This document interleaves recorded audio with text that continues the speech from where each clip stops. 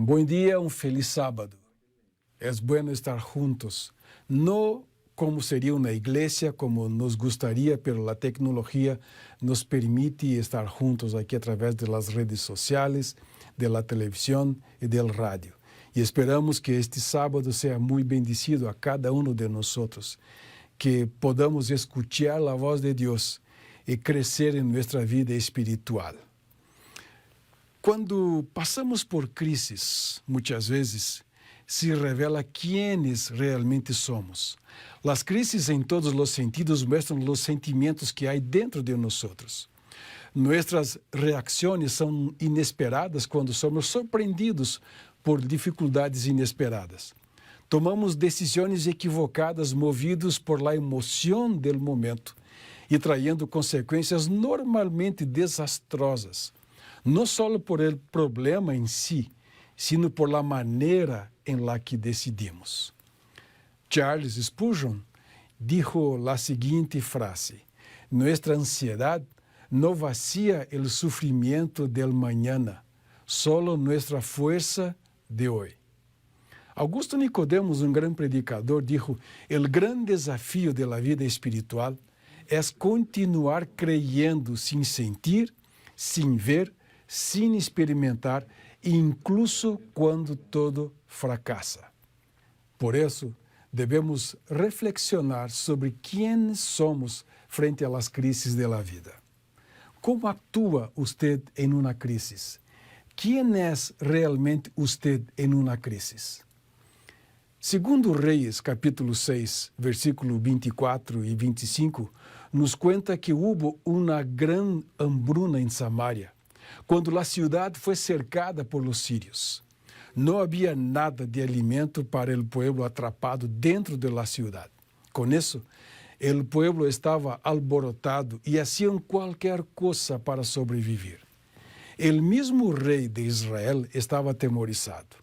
Recuerde que as cidades tinham muros e, em uma situação destas, não havia muito mais que fazer que esperar a morte.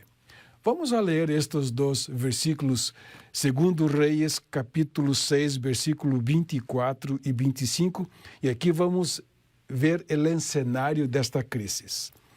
Depois de isto, Ben-Hadad, rei de Síria, juntou todo su exército e sitiou a Samaria. E houve muita hambre em Samaria. E aqui está o cenário da crise. Durante o sítio, tanto que a cabeça de um asno se vendia por 80 peças de plata e a quarta de um intestino de paloma por 5 peças de plata. Depois de isto, ¿qué? Depois de uma guerra que se relata en el capítulo 6, dos versículos 8 hasta 23, também de Síria com Israel, e Israel uma vez mais ganhou da batalha. O versículo 25 menciona que el hambre era tanta que os preços de los alimentos se disparavam. As pessoas começaram a comer burros, um animal proibido como alimento. Hasta essa carne era vendida por preços exorbitantes. Uma cabeça de burro se vendia por 80 ciclos. Há vários pressupostos, há vários tipos de câmbios, pero o valor seria mais ou menos uns $100. Um pouco de estiércol de paloma, generalmente usado como alimento para animais, se vendia a uns $10. Essa era a condição das pessoas naquele momento. Comiam estas coisas, deixando de lado as orientações movidas por la crise. Seja como fuera, o pecado reduz as pessoas a condições de extrema miséria. Condições que estas mesmas pessoas han cultivado. Esta história nos mostra diferentes reações de diferentes pessoas à la mesma crise. Vamos aprender através de uma comparação entre os personagens el rei, el profeta, el oficial, o príncipe e os leprosos. O primeiro personagem, el rei, aqui está o rei Joram. Está em 2 Reis, capítulo 6, versículo 26 hasta 31.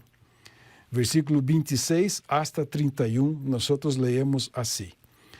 Al pasar el rey de Israel por el muro, una mujer le gritó: «Salva, rey, señor mío». Y él dijo: «Si el Señor no te salva, ¿de dónde te puedo salvar yo? ¿Del granero o del lagar?». El rey agregó: «¿Qué tienes?». Ella respondió: «Esta mujer me dijo: da acá tu hijo, comámoslo hoy, y mañana comeremos el mío». Cocimos a mi hijo y lo comimos. Al día siguiente le dije: da acá tu hijo y comámoslo, pero ella lo escondió. Cuando el rey oyó las palabras de aquella mujer, rasgó su vestido y anduvo así por la muralla. Y la gente veía el saco interior que traía sobre su carne. Y él dijo: que Dios me trate con todo rigor si la cabeza de Eliseo, hijo de Safat, queda sobre él hoy. Incluso sabiendo que Eliseo era un profeta de Dios, que había sido usado para salvar a su pueblo, el rey Joram culpó al profeta por todo el mal que estaba sucediendo. Culparam a Eliseu de todo. Em sua loucura, culpava al profeta de la drástica situação em la que se encontrava a nação de Israel. El rei jurou que decapitaria a Eliseu por ser malo, pois suponia que predecir um evento é lo mismo que causarlo. Sin embargo, la causa de la aflicción de Israel era su própria apostasia. E essa apostasia havia cegado la mente del rei enquanto la verdade del assunto. Haria que Eliseu quedara como el hijo de la mujer, muerto. El rei le atribuyó calamidades al profeta e lo culpou por não remover aquelas calamidades. Quando tuvo el poder de hacerlo, não lo hizo. Se usted es como el rei Joram en el momento de crisis, usted se siente incapaz, no por la necesidad de depender de Dios, sino por la desesperación y la angustia generada por la crisis que lo inmoviliza. Si tú es como el rey Joram en la hora de la crisis, le echa la culpa a las personas y las elige como responsables de la desgracia instalada. Pierde el equilibrio, se pone nervioso e amenaça, desconfia de todo e de todos. Em tempo de crises, pouco sirve encontrar culpables. É necessário encontrar soluções a los problemas. Estamos acostumbrados a ser reis de nossas vidas e a decidir por todo, pero quando perdimos o controle da situação, nos atemorizamos. Não sirve de nada culpar as pessoas, pelear nem ameaçar. É necessário encontrar salidas para as crises. Provérbios capítulo 3, versículo 21, há uma mensagem para tu que às vezes em la crisis tem uma reação como el rei. Dice assim: Hijo mío, no se aparten estas cosas de ojos. Guarda la ley y el consejo. Entonces, mi hermano, mi amigo, no sea como el rey Joram en el momento de crisis. El segundo actor está en el profeta Eliseu. E nós encontramos em 2 Reis, capítulo 7, versículo 1. Leemos assim: Dijo entonces Eliseu: Oíd palavra del Senhor.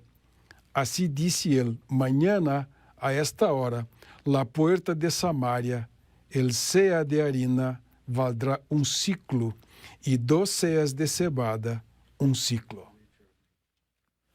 Eliseu era o profeta da época. Sua tarefa como profeta foi anunciar a palavra de Deus. O mensagem de Deus era de que habría um tempo de bendição e provisão. Eliseu continuou com suas profecias otimistas que o rei havia rechazado como palavras enganosas, pero luego os acontecimentos probariam que se tratava de um profeta verdadeiro del único Deus vivo.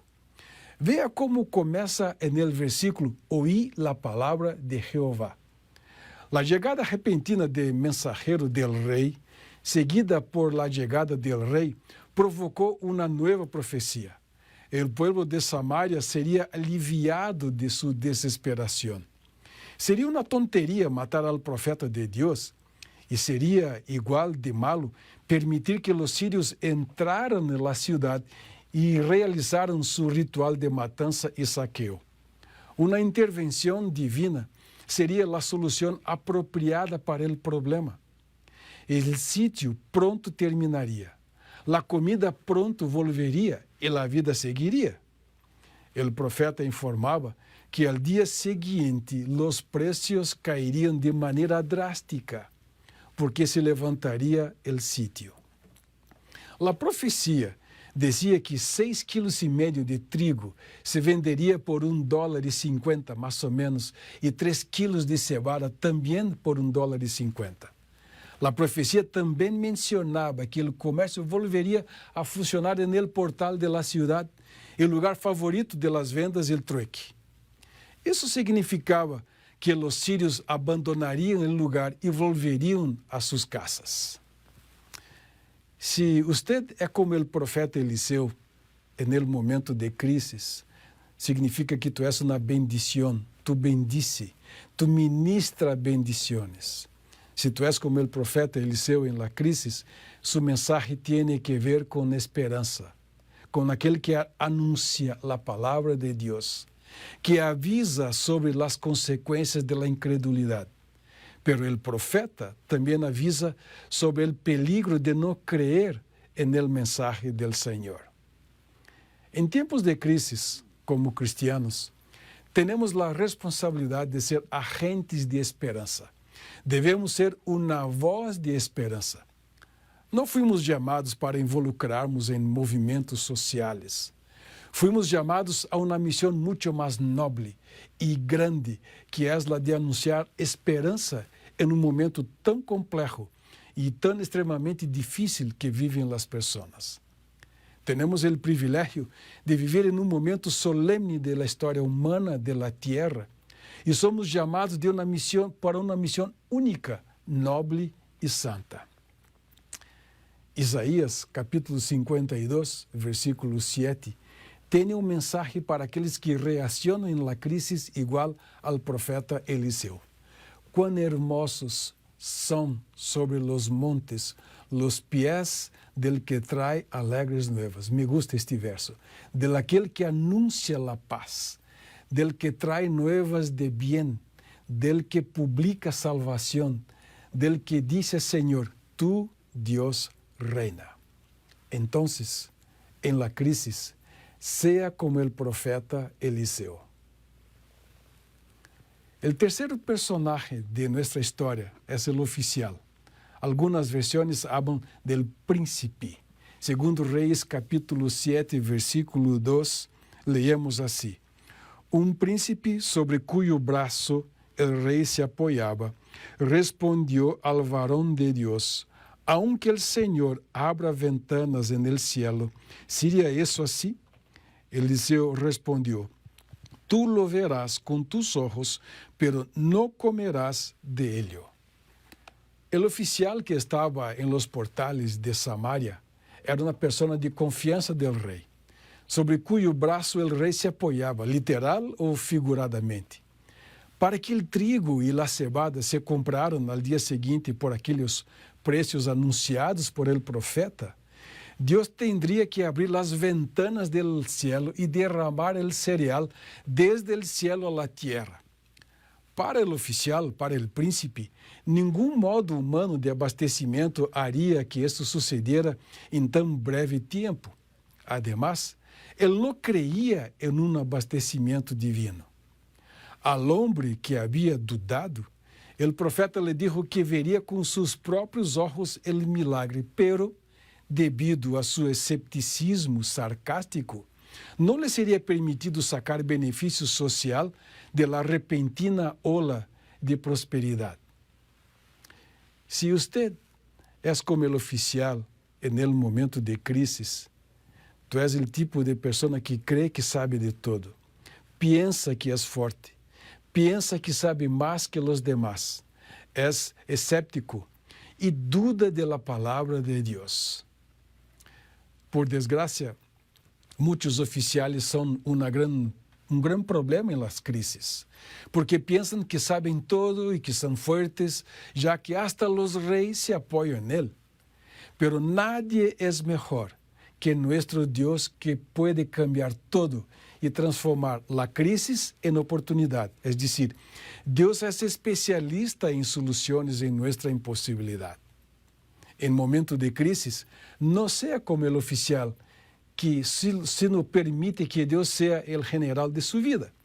No sea arrogante y no ignore las posibilidades de Dios en sus milagros.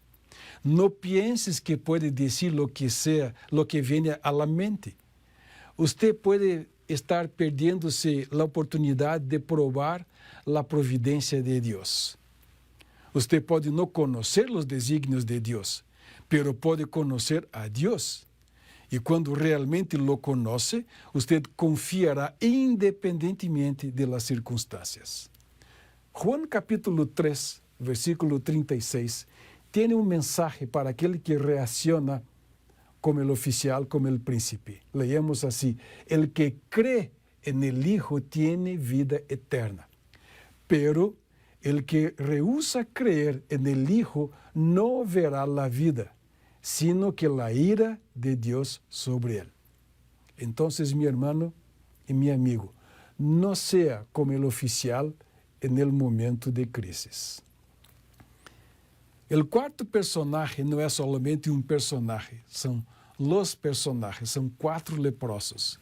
En 2 Reyes, capítulo 7, versículo de 3 hasta 9, nosotros leemos esta parte que menciona la actuación de los leprosos. Capítulo 7, versículo 3 hasta 9. A la entrada de la puerta había 4 leprosos que se dijeron uno al otro: ¿por qué nos quedamos aquí hasta morir? Si entramos en la ciudad, por el hambre que hay, moriremos en ella. Si nos quedamos aquí, también moriremos. Pasemos al ejército de los sirios. Si ellos nos dan la vida, viviremos. Y si no, moriremos. Se levantaron, pues, al anochecer y fueron al campamento de los sirios. Al llegar al principio del campamento, no vieron a nadie, porque el Señor había hecho que los sirios oyeran estruendo de carros, ruido de caballos y estrépito de gran ejército. Y se dijeron unos a otros: el rey de Israel ha pagado a los reyes hititas y a los reyes egipcios para que vengan contra nosotros. Así se habían levantado y huido al principio de la noche, dejando sus tiendas, sus caballos, sus asnos y el campamento como estaba. Habían huido por salvar la vida. Cuando los leprosos llegaron a la primera tienda, comieron y bebieron y tomaron de allí plata, oro y vestidos, y fueron y lo escondieron. Vueltos, entraron en otra tienda, y de ahí también tomaron y fueron y lo escondieron. Luego dijeron uno al otro: no hacemos bien. Hoy es el día de buena noticia y nosotros callamos. Si esperamos hasta el amanecer, nos alcanzará la maldad. Vamos ahora y demos la noticia en casa del rey. Los leprosos fueron usados por Dios para salvar al pueblo de Samaria, que estaba muriendo de hambre. En la Santa Biblia, la lepra es un símbolo de pecado, conforme está escrito en Levíticos 13. Muy probablemente, los leprosos estaban alojados en cabañas que había fuera de los portales de la ciudad de Samaria. La legislación mosaica requería que estuvieran aislados.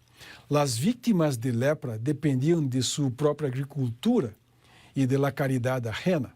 Tenían que organizarse en comunidades separadas y autosustentadas. Pero las referencias históricas muestran que, por general, vivían de limosnas. Si usted es como los leprosos en el momento de crisis, sabe que es un pecador condenado a muerte. Si tú és como los leprosos em tempo de crisis, busca oportunidades sem medo de arriesgar-se. También tiene el temor de Dios y piensa en su próximo.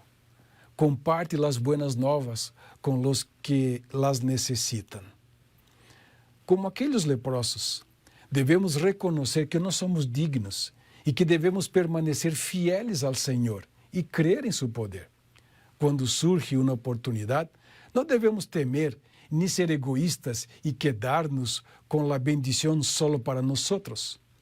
Como cristianos, nos corresponde a cada um de nós aproveitar as oportunidades, pois é Deus quem nos las dá. Somos las manos de Dios. Me gusta el texto de la Biblia, Mateo capítulo 22, que tiene un mensaje muy específico para las personas que reaccionan a las crisis conforme los leprosos. Mateo capítulo 22, versículo 37 hasta 39, dice así: Jesús le dijo, amarás al Señor tu Dios con todo tu corazón y con toda tu alma y con toda tu mente. Este es el primero y grande mandamiento. Y el segundo es semejante: amarás a tu prójimo como a ti mismo. Entonces, sea como los leprosos en el momento de crisis. Sea fiel en el momento de crisis y reciba la victoria. La historia sigue ahora con la conclusión que encontramos en el capítulo 7, el versículo 14 hasta 20. Versículo 14 hasta 20 tenemos la conclusión de esta historia. Tomaron carros y sus caballos, y el rey los envió al campamento de los sirios, diciendo: Id y ved. Ellos fueron y los siguieron hasta el Jordán, y vieron todo el camino lleno de vestidos y enseres que los sirios habían arrojado en su premura. Y volvieron los mensajeros y avisaron al rey. Entonces el pueblo salió y saquearon el campamento de los sirios. Y fue vendido un seah de harina por un ciclo, y 2 seas de cebada por un ciclo, conforme la palabra del Señor.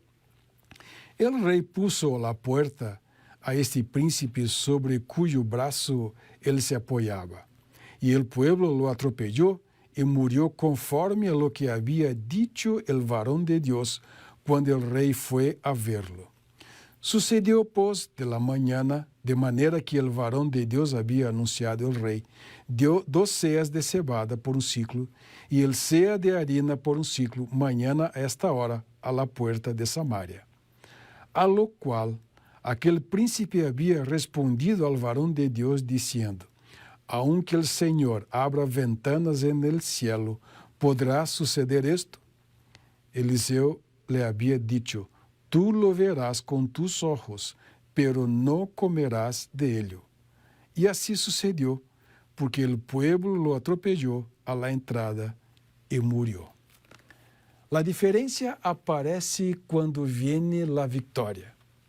Dependiendo de quién fue usted en el momento de crisis, será tu condición en el momento de la bendición. El rey perdió la oportunidad. Dios manda al profeta Eliseo ungir a Jehú en lugar de Jehoacán o Jorán, quien muere perdiendo su reinado poco tiempo después. El profeta fue honrado porque se cumplió su palabra. El oficial fue atropellado por el pueblo y no pudo participar de la bendición. Los leprosos experimentaron abundancia y tuvieron el honor de salvar a su pueblo. Entonces, ¿quién es usted en la crisis? No sea como el rey que culpó a los demás, ni como el oficial que ridiculizó la capacidad de Dios para hacer lo que haría. Sea como el profeta Eliseo, que incluso en los tiempos difíciles, anunciando la voluntad de Dios, y también como los leprosos que fueron solidarios. Crisis ha sido una de las palabras más usadas nessas últimas semanas en todo el mundo, pero no cambia absolutamente nada lo que Dios espera de cada uno de nosotros. Dios requiere de cada uno de nosotros que en todo el momento, sin crisis ou com crisis, conduzcamos nuestra vida personal, nuestros negocios, nuestra profesión y sobre todo nuestra vida espiritual de acuerdo con los principios bíblicos, sin concesiones, porque Dios examina nuestra actitud y nuestra motivación y no solo la acción en sí. Debemos ter uma atitude de fé e não de conformismo e desesperação, porque sabemos em quem hemos creído. O evangelista Billy Graham escreveu: "O sofrimento forma parte da condição humana e nos chega a todos. A clave é como reaccionamos a este sofrimento, se de Deus, com enojo e amargura, ou acercando-nos a Ele com confiança. A nosso alrededor, há pessoas que sofrem afligidas, tristes ou com ganas de rendir-se. Talvez você mesmo esteja nesta condição. Helena White, no livro El Maior Discurso de Jesucristo, menciona: "Las pruebas de la vida são os instrumentos de Deus." Devemos dar testemunho e impactar as pessoas dentro de nossa esfera de influência, levar esperança a los que carecem de ella. Deus nos ha puesto como seus representantes para levar os princípios, valores e o amor em sua presença a todos lados. Esta crise pode ser uma plataforma para você, aunque também esteja sofrendo, para ser uma influência sobre os que estão a seu alrededor, abrindo espaço para comunicar o mensagem do Padre e por meio de palavras e ações. Creia, a crise passará e Deus te dará a vitória. Amém. Oremos. Padre amado, muitas graças por la oportunidade de adorar a tu nome e estar contigo nesta oportunidade. Pedimos-te, Padre, tu proteção, tu misericórdia e tu bendição em nossa vida. Pedimos-te em nome de Jesus. Amém.